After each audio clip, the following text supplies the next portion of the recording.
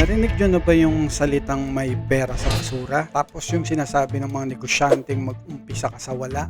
May nakita akong literal. Ito yung isang 8-bit na Voltes 5 na robot. Nung napanood ko yung vlog ni Sir Nix ng Entoy, isang expert na toy hunter, nakapisado yung mga presyuhan ng mga laruan sa Japan. Hindi ako nagdalawang isip na pumunta na kaagad dun sa toy shop niya dun sa Green Hills. Para kay Sir Nix, kung sa Japan niya to nakita, baka pumalo to ng 100,000 hanggang kalahating milyon. Grabe, ganun katindi yung value nito kay Sir Nix. Yung gumawa nito si Sir Chris, alam mong matindi rito, gawa to sa mga recycle bin. Sabihin na natin basura.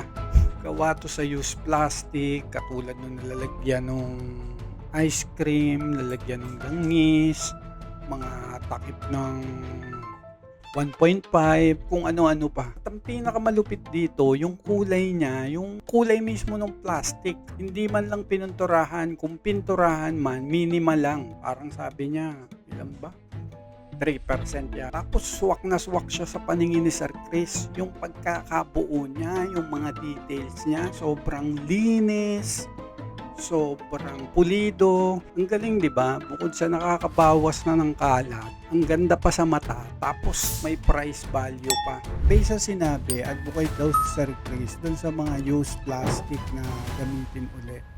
At willing siya ibahagi dun sa mga gustong matuto. Ito yung legit na patunay na kung may passion ka sa ginagawa mo, yan yung hindi ka tatamarin, hindi ka parang nauubos na kandila. Malay mo, ikaw din, hanggat hindi mo sinusubukan, hindi mo malalaman na kaya mo pala yan eh. And ang matindi niyan, walang puhunan. Kung ano lang yung nasa bahay mo. Kaya kung gusto nyo makita to ng harapan, nandun to sa Entoy sa may Green Hills. Parang hiniram to ni Sir Nex ng 1 week ata. Para naka-i-display doon. Or manood kayo ng vlog niya nung Entoy sa Facebook. Doon niya kinakarakas yung ganda nung laruan. Tapos may ginagawa pa sila, Sir Chris, na bago doon, yung Voltron ba yun na malaki. Magandang art yan para sa mga kabataan. So abangan natin yan.